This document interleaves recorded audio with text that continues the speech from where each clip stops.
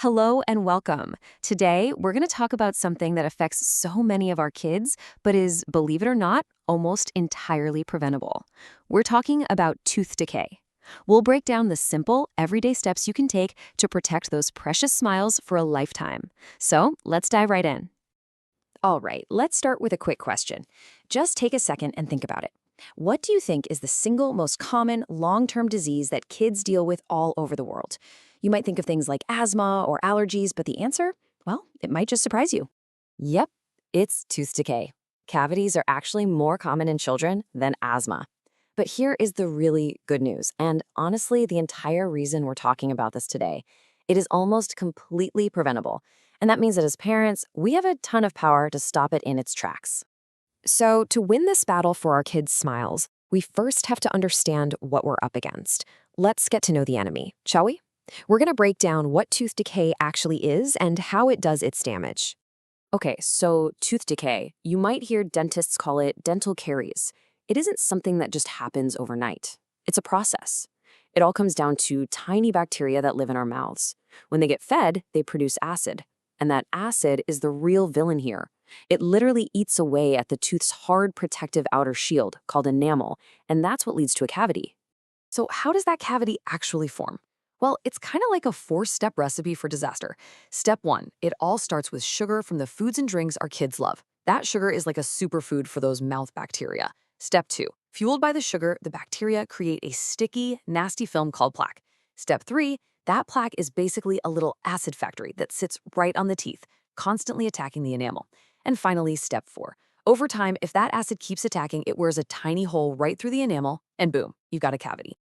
Okay, now we know how it happens, but how can you actually spot it, especially in the early stages?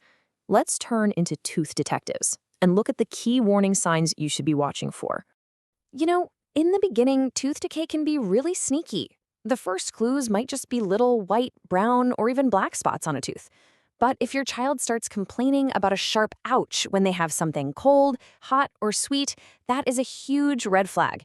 It usually means the decay has broken through that protective enamel layer. And of course, if you see any swollen or bleeding gums, that's your signal to get on the phone with a dentist right away.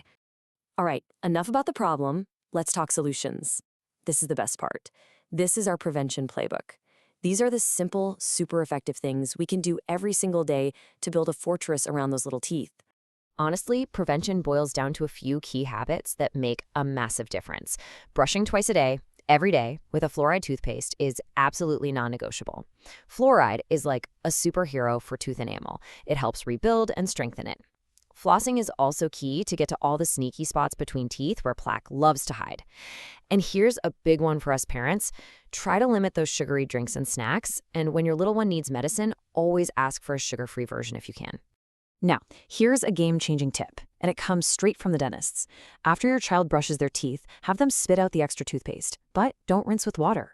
I know, it feels a little weird at first, but by not rinsing, you leave a thin coating of that protective fluoride on the teeth, letting it do its job for much, much longer. It's such a small change, but it makes a huge difference. Even when we do everything right at home, we're not in this fight alone. We have a crucial partner on our team. So let's talk about when it's time to call for backup and bring in the professionals. The advice here is really simple and direct. Every child should see a dentist for a checkup every single year. These visits aren't just for fixing problems when they hurt. No, they're all about preventing those problems from ever starting and catching any little issues when they're still small and super easy to handle. And this right here is exactly why those yearly checkups are so important. When you catch decay early, the treatment can be as simple as the dentist painting on a special fluoride varnish. No drills, no fillings, no tears. But if you wait until it gets advanced, you're looking at things like fillings, root canals, or in some cases, even having to pull the tooth. Early detection is everything. It's the difference between a simple fix and a major procedure. So as we wrap things up, I want to bring it all back home to you. We've talked about a lot of simple, powerful habits today, from flossing to spitting instead of rinsing, so I want to leave you with this question. What is the one new habit, just one, that you are going to start with your child tonight to give their smile the absolute best protection you can?